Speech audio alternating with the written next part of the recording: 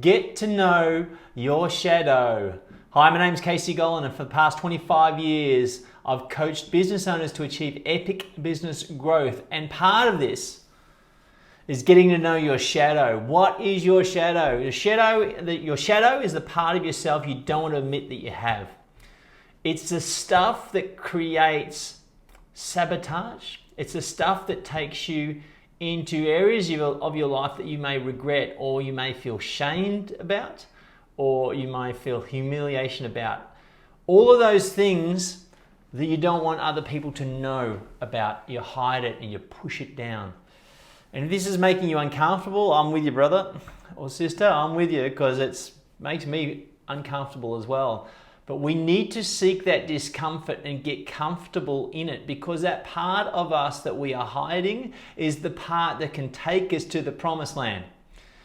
It is essential for us to have that as part of us, and we bring all of that to the table. If you read the book Relentless, just trying to remember, it was Michael Jordan's trainer, and he wrote a book called Relentless, and it's amazing. And what it's about is, he talks about that Michael Jordan had to know both sides of him, the light and the dark, and you need to bring both of those together.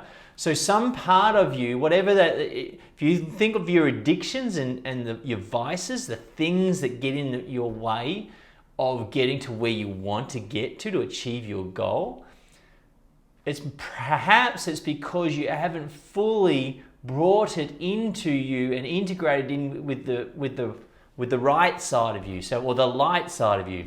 So if you think about the side of you that's light, in terms of this is what you want to project, or this is what you want people to see, but you don't want people to see the bad part of you. What I've learned to do is to, one, become aware of what those bad parts are about me. Number one, I go into shutdown when I'm confronted. I don't like being... one of my biggest issues for me was what people will think about me. But the biggest issue on top of that was the unbelievably deep self-loathing that I would do as I move and get uncomfortable. The deep self-loathing that I do when I got caught of what I thought people were thinking of me. It'd be so uncomfortable for me. So what I'd do was I would withdraw, and I would go into shutdown. And that part of me is what has kept me off the radar. So even though I've done amazing things with the clients that I've worked with, I've never really wanted to be out in the public, and I'd never really wanted to do these. If you go and check all the videos I've got on YouTube, I might start, but then I stopped after a few. It's been incredibly uncomfortable for me, and that one pattern of what will people think of me, and then the self-loathing. So for me, from the age of 15 to the age of 45, I basically wanted to kill myself every day. That's just what I thought of. And it's a horrible thing to think of. But how I look at it now is what a commitment I was able to make. The strength of being able to think of that every day and not go ahead with it is how can I use that in other areas of my life?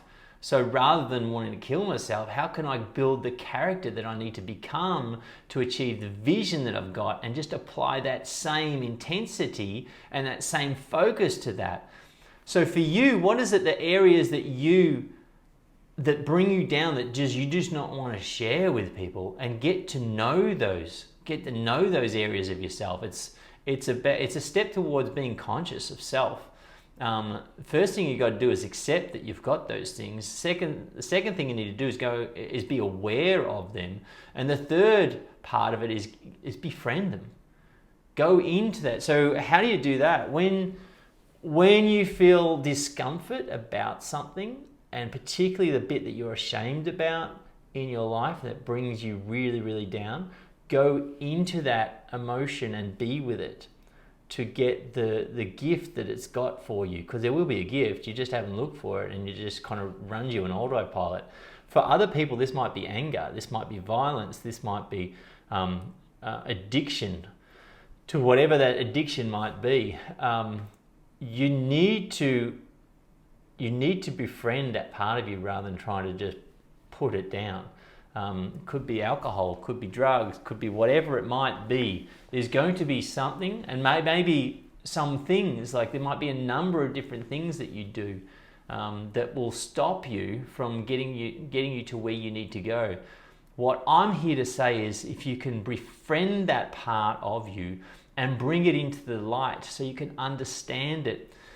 You know, Jordan Peterson talks about a real man is someone that can be sheerly violent, or, you know, can have violence, but they're able to control that. They're able to choose when they use that, because it's like raising our children. I say to my wife, I might pick up my daughter and she might be screaming about something, and so I talk to her and I say, hey, look, screaming's good for certain situations.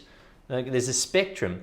So if you're in danger or if someone's looking to hurt you, you scream, and you scream loud and you get everyone's attention. And you use physicality, whatever you need to do in that situation, you do it, because that's your life's in threat.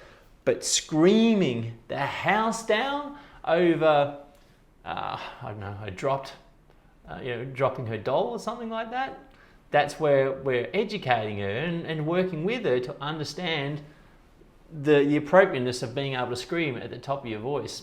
For those of you that have raised daughters that like screaming the house down, you understand what I mean. I don't want her to stop, but I want her to be able to choose when to use that. That's the essence of the framework that I'm looking for you to find in knowing your shadow.